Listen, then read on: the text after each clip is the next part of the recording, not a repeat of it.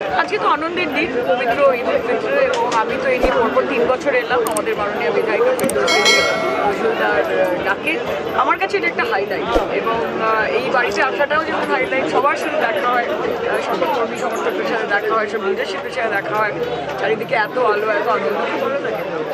আগামীকাল থেকেই কিন্তু একদম প্রচার তুঙ্গে, কারণ ঈদের জন্য একটু প্রচারটা ফিকে ছিল, কিন্তু ঈদ শেষ মানে প্রচার শুরু 2026-এ। কীভাবে প্রচারের প্রস্তুতি নিচ্ছে? ফিরদৌসীর জন্য তো প্রচার আলাদা করে করার কোনো দরকারই নেই, কারণ নিজে 24 ঘন্টা মাঠে থাকেন, ময়দানে থাকেন, মানুষের পাশে থাকেন, 365 দিন রাজনীতির মধ্যে থাকেন। সাংগঠনিকভাবে নজরুলদা যেরকমভাবে, এবং আমাদের সকল কাউন্সিলর, সকল লিডারশিপ যেরকমভাবে 24/7 সোনারপুর উত্তরে উপস্থিত বা প্রেজেন্ট রয়েছেন, আলাদা করে কিছু প্রচার করা, নিজেকে গিয়ে জাহির করার, মানে ফিরদৌসী বেগমকে অন্তত বাড়ি বাড়ি গিয়ে গিয়ে যে আমি ফিরদৌসী বেগম, আমায় ভোট দেবেন, এটা বলা দরকার।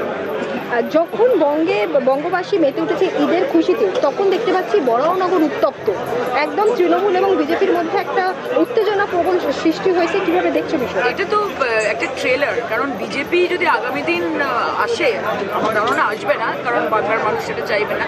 ওদের আন্ডারে যে জঙ্গল রাজ, যে গুন্ডা রাজটা চলে, সেটারই একটা গ্লিপস। ওরা আসলে মনে মনে ভেবে নিয়েছে যে ওরা পশ্চিমবঙ্গদের অলরেডি দখল করে ফেলেছে, তাই এই দৌরাত্ম, তাই এই দুর্বৃত্তদের আশা আনাগোনা।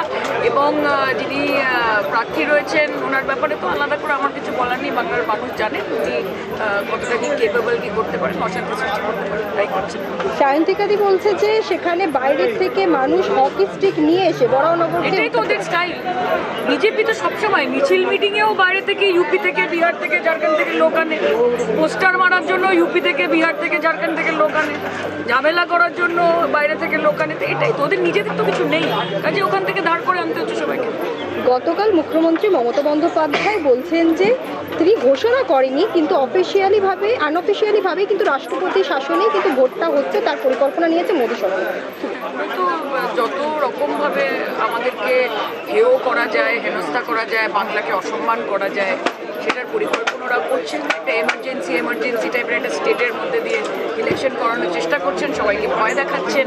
Election commission is working for the ভারতীয় জনতা পার্টি, লক্ষ লক্ষ লোকের নাম বাদ দিচ্ছেন। ইডি, সিবিআই থেকে শুরু করে এনআইএ, কোনো কিছু তো বাদ দেন। কয়েকদিন পরে দেশের স্বরাষ্ট্রমন্ত্রী, প্রধানমন্ত্রীরা এসে মমতা বন্দ্যোপাধ্যায়ের বিরুদ্ধে ভোট প্রচারে নামবেন, ভবানীপুরের নর্দমা পরিষ্কার করবেন, বাংলা মানুষটাই। এবং সবশেষে যেটা বলবো যে এই মুহূর্তে যেভাবে এসআইআর হয়েছে, 2026-এর নির্বাচন কি হতে চলেছে? যতই কোনো হামলা, আবার জিতবে বাংলা। মমতা বন্দ্যোপাধ্যায় নবান্ন 14 তলা সিঁড়ি দিয়ে উঠবেন, বাংলার মানুষ তার পাশে রয়েছেন।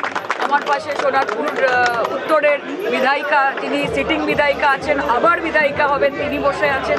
আপনারা সকলেই থাকবেন। বিভাজনের রাজনীতি তো বাংলায় হবে। যতই করো এসআইআর, এফআইআর, এই বাংলা মমতার। এটা খেলা হচ্ছে 2026, খেলা শুরু হয়ে গেছে। দাদারা খেলবে, দিদিরা খেলবে, মায়েরা খেলবে, যুবক যুবতীরা খেলবে। দিদি এবার খেলবে না, এবার মানুষ খেলবে।